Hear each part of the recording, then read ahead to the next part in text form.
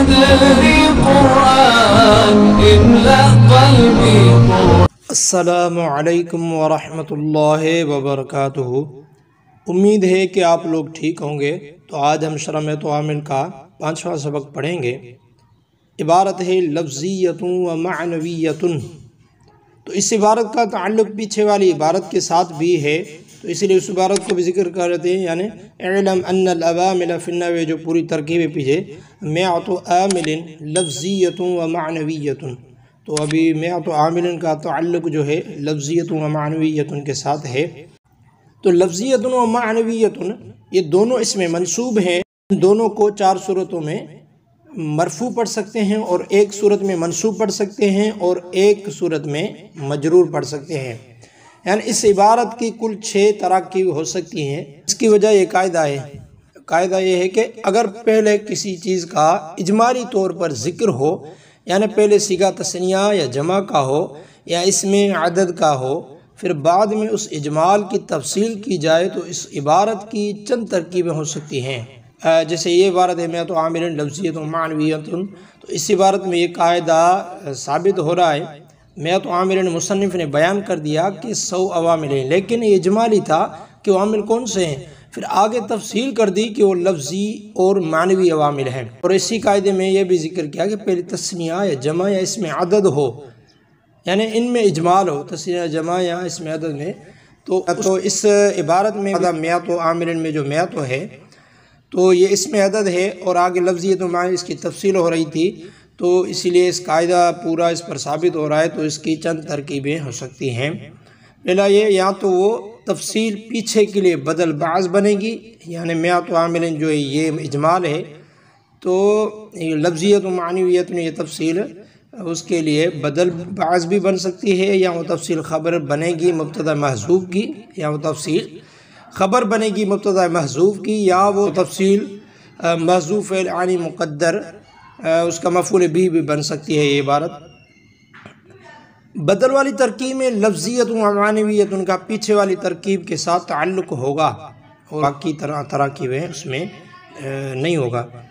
لیکن ان ترکیبوں کے لیے یہ شرط ہے، یعنی یہ جو چند ترکیبیں، ان کے لیے شرط یہ ہے کہ صاحب کتاب نے کوئی ترکیب مقرر نہیں کی ہو، یعنی معین نہ کر دی ہو. جیسے یہ عبارت ہے الاسم نوعان احدهما معرب وثانیہما مبنی. تو اس عبارت میں یہی قاعدہ جاری ہو رہا ہے، کیونکہ اس میں بھی الاسم نوعان میں صاحب کتاب نے اجمالاً ذکر کر دیا کہ اسم کی 2 قسمیں ہیں. پھر آگے تفصیل کر دی ان میں سے ایک معرب ہے اور ایک مبنی ہے. تو لہذا پہلے اجمال تھا، پھر آگے اس کی تفصیل کر دی.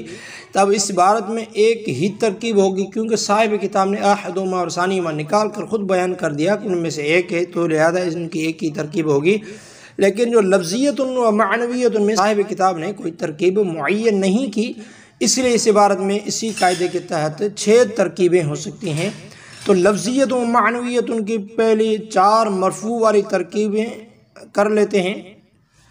پہلی ترکیب مرفوع ہونے کی صورت میں یہ، اور یہی ترکیب اکثر طور پر درس نظامی میں پڑھائی جاتی ہے، اور یہ ترکیب اس طرح ہوگی کہ لفظیت صیغہ واحد مؤنث اس میں منصوب، کیونکہ اس میں لفظ کی طرف نسبت ہو رہی ہے، اس لیے آخر میں یہ نسبت لائے ہیں.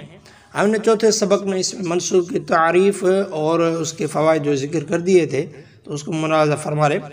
تو لفظیت صیغہ واحد مؤنث اس میں منصوب، اس میں یہ ضمیر صیغہ واحد مؤنث غائب، ضمیر مرفوع متصل مستتر اس کا نائب فاعل، اس کا نائب الفاعل راجع بسوئے مبتدا محذوف بعدھا.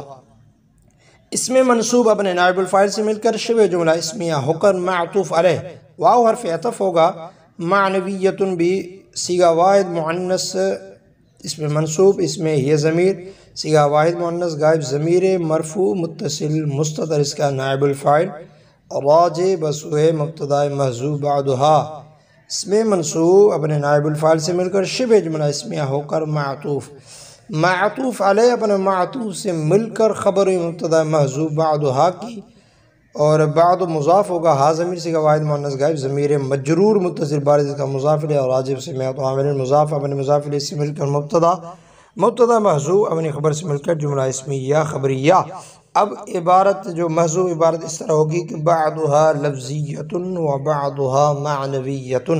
تو ہم نے جو ہے معطوف لفظیت اور معنوی دونوں کو معطوف بنا کر ایک ہی بعضها نکال کر دونوں کی مبتدا بنا دی، لیکن عبارت اس طرح ہوگی کہ بعضها لفظیۃ و معنویۃ، تو ابھی جیسے عبارت ہوگی ویسی ترجمہ ہوگا، تو ترجمہ کرتے کہ ان 100 عوامل میں سے بعض لفظی ہیں اور ان 100 عوامل میں سے بعض معنوی ہیں۔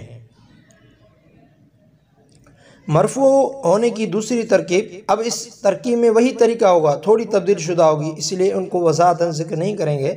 تو لفظیت معطوف علیہ ہوگا، واو حرف عطف ہوگا، معنویت معطوف علیہ اپنے معطوف سے مل کر خبر ہوگی مبتدا محذوف کی جو کہ ہی ہے۔ تو ہی ضمیر صیغہ واحد مؤنث غائب، ضمیر مرفوع مستتر مبتدا راجب سمیات عامل، ہی مبتدا محذوف اپنے خبر سے مل کر جملہ اسمیہ خبریہ۔ تو اب محذوف عبارت اس طرح ہوگی کہ ہی لفظیت و معنویت، تو ہی مؤنث نکال کیونکہ لفظیت و معنویت یہ دونوں مؤنث اس لیے۔ تو اب اس عبارت کا ترجمہ ہوگا کہ وہ عوامل لفظی ہیں اور معنوی ہیں۔ مرفوع ہونے کی تیسری ترکیب، یعنی لفظیت و معنویت دونوں جو ہے مبتدا مؤخر ہو سکتی ہے، بھی لفظیت ان سے بھی پہلے منہا نکالیں گے اور اسی طرح معنویت ان سے بھی پہلے منہا نکالیں گے۔ جب منہا کو مقدم کریں گے تو مبتدا پر نکرہ ہونے کا اعتراض نہیں ہوگا۔ تو منہا میں من حرف جار ہے، ضمیر صیغہ واحد مؤنث غائب، ضمیر مجرور متصل بارد اس کا مضاف الیہ ہوگا راجب سمیات عامل۔ تو ہم نے اس کو جو ہے مؤنث بنایا کیونکہ میات جو ہے مؤنث ہے اور اسی لیے اس کو راجب سے میات عامل مؤنث نکالی۔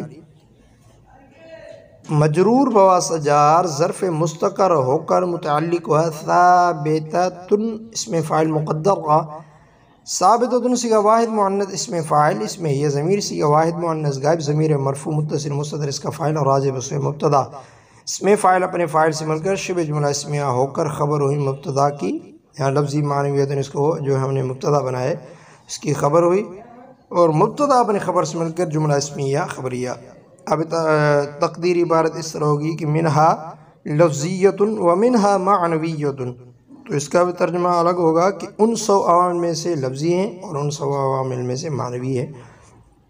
چوتھی مرفوع ہونے کی ترکیب، لفظیت و معنویت دونوں معطوف علیہ اور معطوف مل کر جو ہے بدل بعض بنیں گے میات عامل کا۔ اس عبارت میں میات عامل مضاف اپنے مضاف علیہ سے مل کر پورا بن کر مبدل منہ بنے گا۔ تو اس صورت میں لفظیت و معنویت مرفوع ہوں گے کیونکہ میات بھی مرفوع ہے تو اس لیے مبدل منہ بنے گا، تو اس کا بدل بھی مرفوع ہوگا۔ پھر یہ جو ہے مبدل منہ اپنے بدل سے مل کر وہی ترکیب ہوگی، یعنی اعلم ان العوامل میں ان ہے تو اس کا تو عامل لفظیت و معنویت یہ خبر پوری بنے گی ان حرف مشبہ بالفعل کی۔ تو اس کا ترجمہ بھی یہی ہوگا کہ 100 عوامل یعنی لفظی ہیں اور معنوی ہیں۔ تو مبدل منہ اور بدل میں یعنی کا ترجمہ کرتے ہیں، اس لیے ہم نے بولا کہ 100 عوامل یعنی لفظی ہیں اور معنوی ہیں۔ منصوب ہونے کی ترکیب، تو اس کو ذکر کرتے ہیں کہ لفظیت و معنویت یہ دونوں جو ہیں معطوف علیہ معطوف سے مل کر مفعول بھی بنے گا۔ تو اب اس میں لفظیتن نہیں پڑھیں گے بلکہ لفظیتن و معنویتن پڑھیں گے، یہ دونوں معطوف علیہ اپنے معطوف سے مل کر مفعول بھی ہوگا۔ آنی فعل مقدر کا، آنی صیغہ واحد متکلم بعض فعل مضارع مثبت معروف، اس میں انا ضمیر صیغہ واحد متکلم، ضمیر مرفوع متصل مستتر اس کا فاعل ہوگا۔ پھر لفظیتن و معنویتن یہ دونوں معطوف علیہ اپنے معطوف سے مل کر مفعول بھی ہوگا آنی فعل کا، آنی فعل اپنے فاعل اور مفعول بھی سے مل کر جملہ فعلیہ خبریہ ہوگا۔ تو تقدیری عبارت ہوگی آنی لفظیتن و معنویتن، تو اس کا ترجمہ ہوگا کہ یعنی میری مراد کہ وہ عامل لفظی ہیں اور معنوی ہیں۔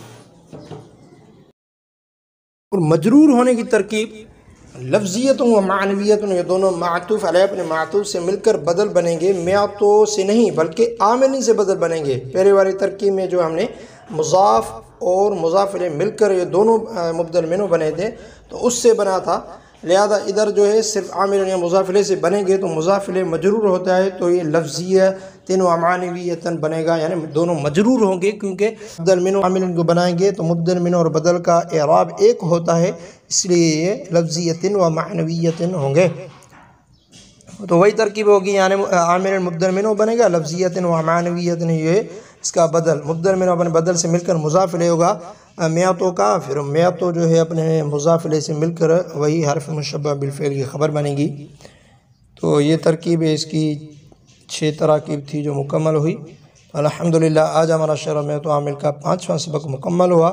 ہمارے یوٹیوب چینل کو سبسکرائب کریں تاکہ آنے والے اسباق پر مطلع ہو جائیں۔ السلام علیکم ورحمۃ اللہ وبرکاتہ۔